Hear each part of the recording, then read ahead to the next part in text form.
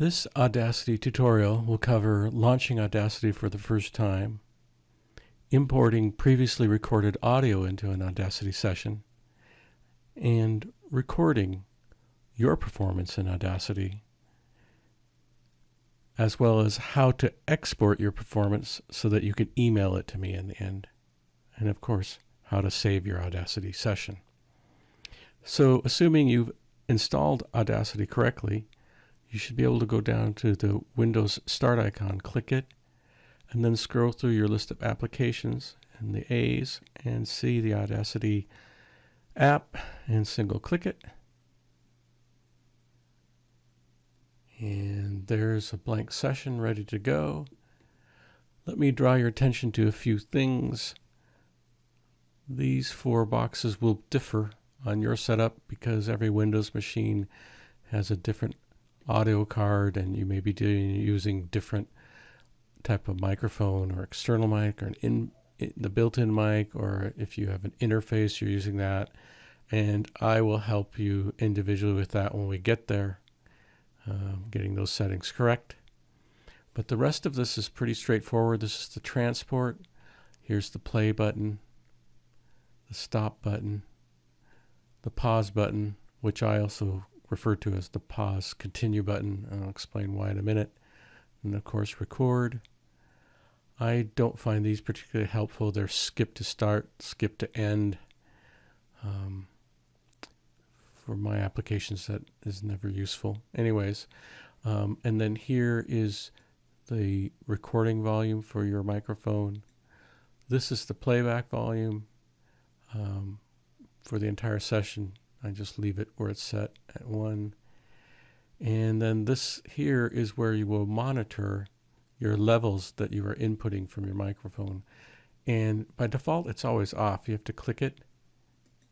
And now my levels show up. There's a little bit of a funky delay because I'm also using another piece of software to record this video, but that's neither here nor there. So anyways, now at this point, we're ready to import audio. And we have 2 ways to do it. First, we could go to File, Menu, and then down to Import, and then Audio.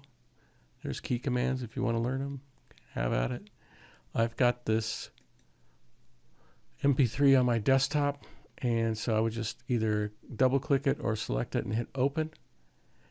But there's another way you can do it via drag and drop, and so we can just go to the desktop, use our mouse to click the file, drag it, drop it into the session, and there it is. It creates a stereo audio track, and it's ready to go. We just press play. We can listen. 1, 2, 1, 2,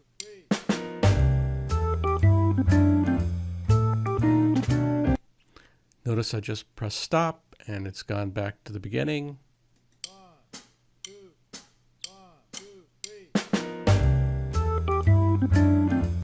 Now I press pause, continue. If I press pause again, it will continue from where it's at.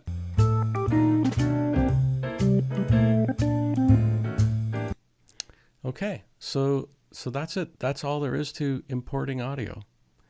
Now the next thing we want to do is we want to record audio, because you want to record your sax, trumpet, guitar, whatever. And to do that, we need to first go and create a new track. That's easy. You just go up to Tracks, Add New. We're going to use a mono track. Again, there's key commands if you want to learn them. And there's a new track. Now, one thing I want to say before I record is, remember, you want to record using earbuds or a pair of headphones.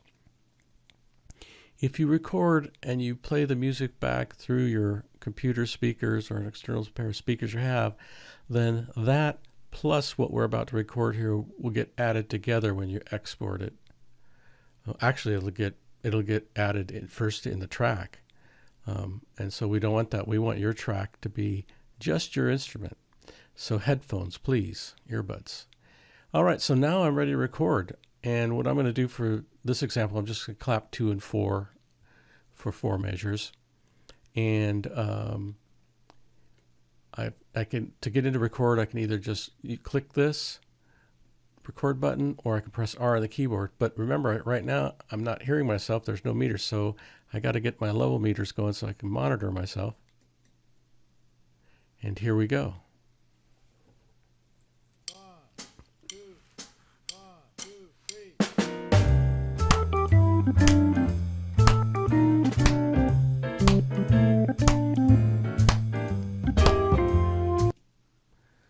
There we go. Stupendous. All right, and let's mute this. Notice when I mute it, it's grayed out. And let's just make sure my audio down here is only the claps. It looks like it, but let's just verify it.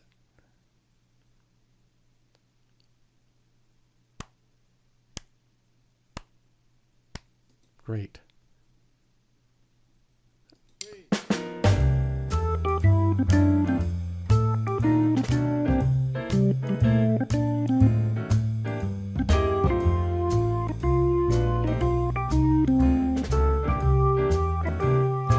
And of course, if I wanted to change the level of the track so I could hear the clap more or less, I can. They don't have a mixer per se. It's just here on this section of the track, so I could go. 1, 2, 1, 2,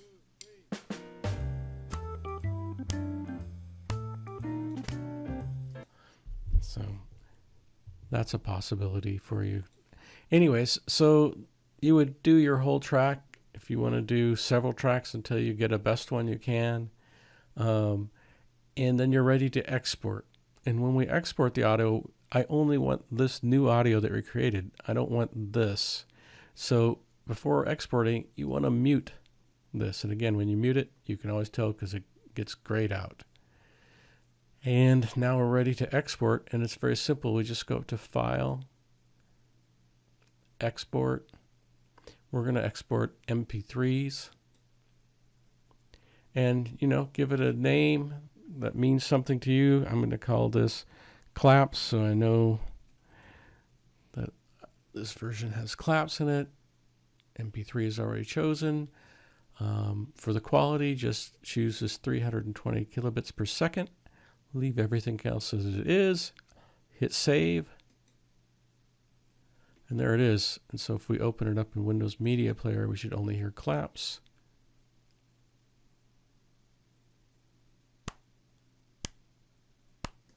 Boom. So yeah, so that's it. That's your track. And now you're ready to email this to me. And then the last thing you're going to want to do then is save your session, because we've exported the audio, but we haven't saved the session.